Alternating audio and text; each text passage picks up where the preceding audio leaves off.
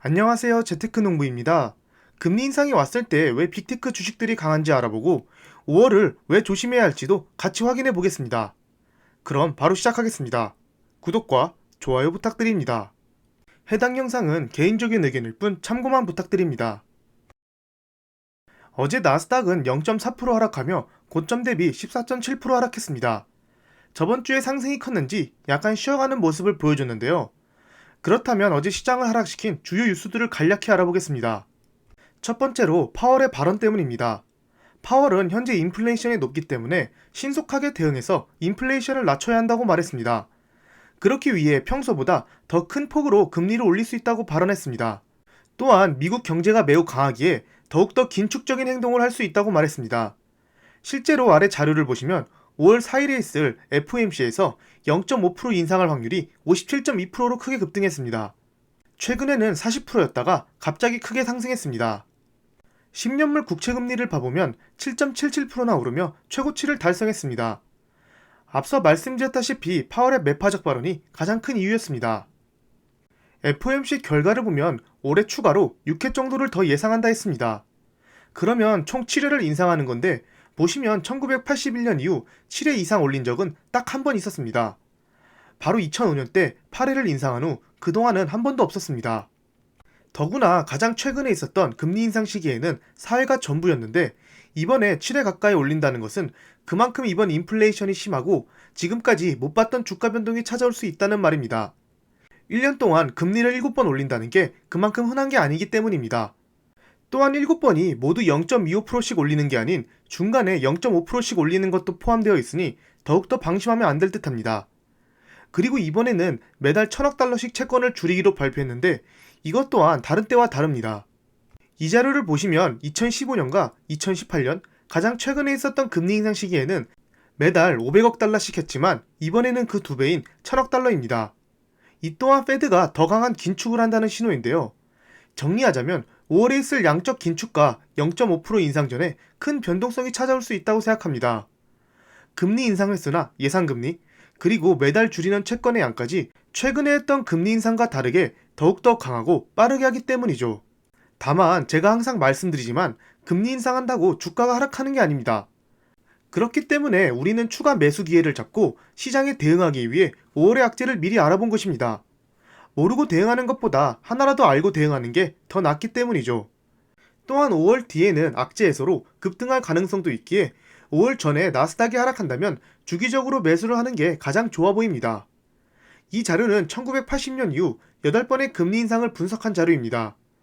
첫 금리 인상 후 3개월 때는 평균 2.7% 상승했고 6개월 후에는 7.5%, 1년 후에는 10.8% 상승했습니다. 8차례 금리 인상 전부 다 1년 뒤에 상승세를 기록한 것을 볼 수 있습니다. 이번 금리 인상 시기에는 스태그플레이션, 유가 상승, 러시아 전쟁 위기가 있어 주가 상승에 조금 더 안 좋은 영향을 끼칠 수도 있습니다.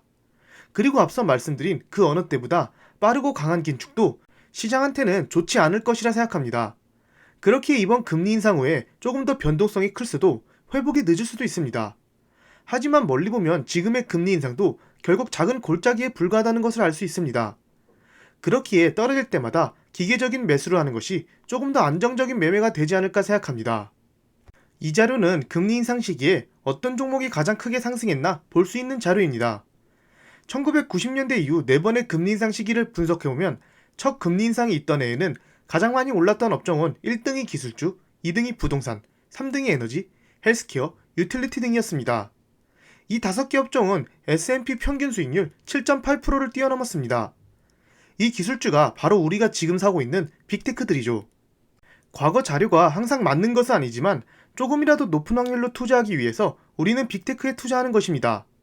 그리고 빅테크들은 미래 산업에도 핵심적인 위치를 차지할 확률이 높고 코로나로 인해 전 세계적으로 디지털화가 가속화되어 앞으로도 큰 수혜를 받을 확률이 높습니다. 두 번째 하락 원인은 러시아 전쟁 이슈입니다. 우크라이나 대통령 젤렌스키는 3차 세계대전을 언급하며 푸틴 대통령과 정상회담을 재차 촉구했습니다. 러시아 측은 이에 대해 아직 양국 정상 간 접촉하기에는 충분한 협상이 이뤄지지 않았다고 밝혔습니다.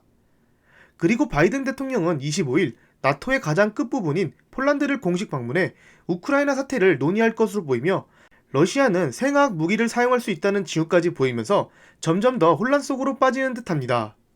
세 번째로 유가가 다시 급등했습니다. EU가 러시아산 원유 수입 금지를 검토하며 110달러를 넘었습니다. 아직 EU 내부에서도 의견이 다른 듯합니다. 독일과 네덜란드는 러시아산 원유 수입 금지 관련하여 반대를 표하고 있습니다. 또한 예멘 반군이 사우디아라비아 석유시설을 공격했다는 소식도 유가 상승 움직임에 힘을 더했습니다. 유가가 다시 오르면서 인플레이션 우려가 심해지는 듯합니다. 얼른 안정화돼야 인플레이션도 낮아지고 스태그플레이션 가능성도 낮아질 텐데 계속해서 두고 봐야 할 듯합니다. 경기 침체를 미리 할 수 있는 장단기 금리차를 확인해 보겠습니다. 현재 수치는 0.18로 최근에 제일 낮았던 0.17에 비해 아주 소폭 올랐습니다. 거의 변화가 없다고 보시면 됩니다.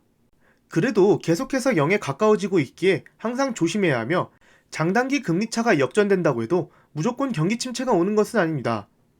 최근 3월 19일에 업로드한 영상에서 이 부분을 자세히 다뤘으니 참고 부탁드립니다. 공포지수를 확인해 보겠습니다. 변동성 지수인 빅스는 상당히 많이 하락했습니다. 그리고 어제 나스닥이 하락함에도 불구하고 같이 하락했습니다.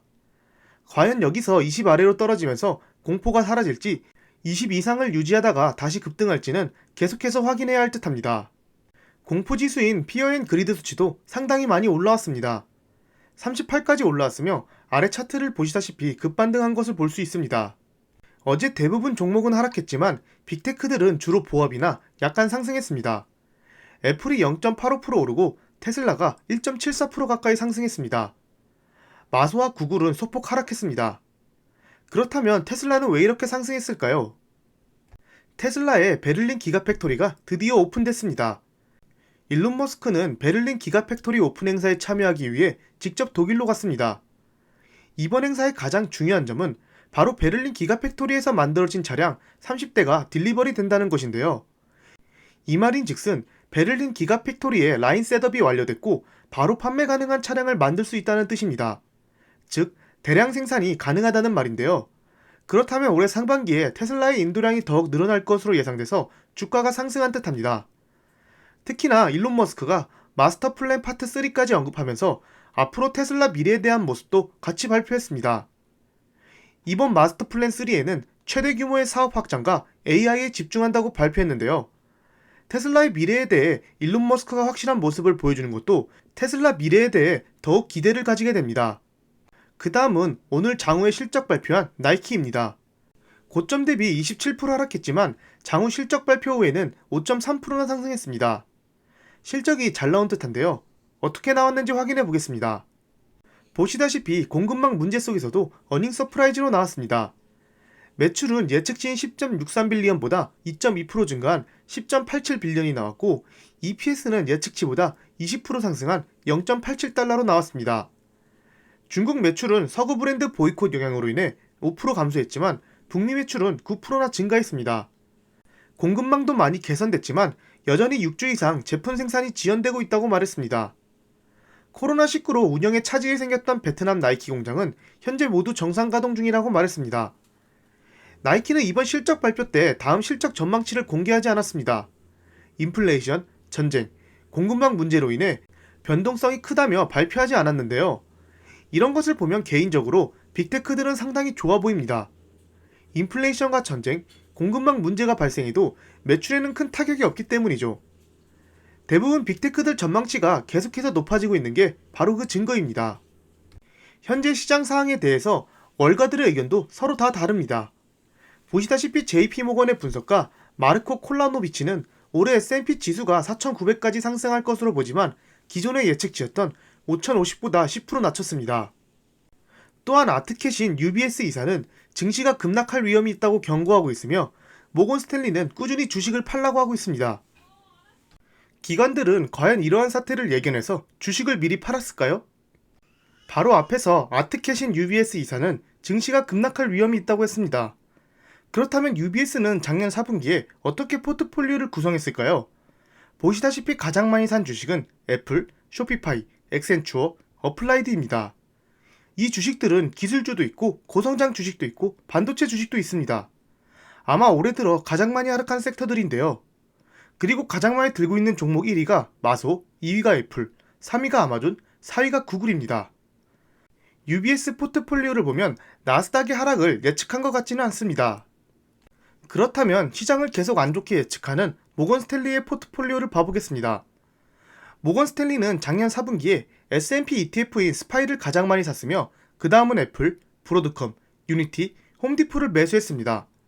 역시나 앞서 보여드린 UBS와 비슷한 매수를 했다고 볼 수 있습니다. 그리고 제일 많이 보유한 종목들 전부 다 빅테크입니다. 모건 스탠리 또한 시장의 하락을 예측하지는 않은 듯합니다.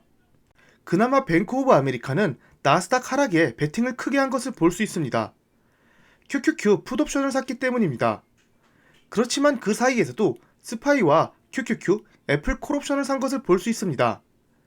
해지 용도로 산 듯하며 가장 많이 보유한 종목 순위를 보면 마소와 애플이 순위권에 있는 것을 볼 수 있습니다. 결국 정리하자면 세상에서 가장 돈을 잘 다루고 똑똑한 사람들이 모인 월가들조차 계속해서 빅테크 주식을 모으고 미국 경제의 우상향에 베팅하고 있다는 것입니다. 아래 보이는 것처럼 저번에 분석해드린 영상에서도 메타를 제외하고는 모든 빅테크들의 4분기 기간 물량이 전부 증가했습니다.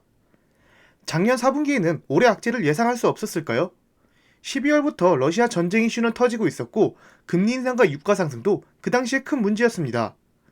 월가 사람들도 이런 이슈들이 터져도 결국 작은 골짜기이고 계속 우상향한다라고 생각한 듯합니다. 그리고 우리 같은 개미들은 월가 사람들처럼 빠르고 정확한 정보가 부족합니다. 그렇게 찾기도 힘들고요. 그렇기에 우리는 월가 사람들이 생각하는 미국 경제가 우상향한다라는 전제하에 상승 쪽에 투자하는 것입니다. 서로가 생각하는 큰 방향성이 같기 때문입니다.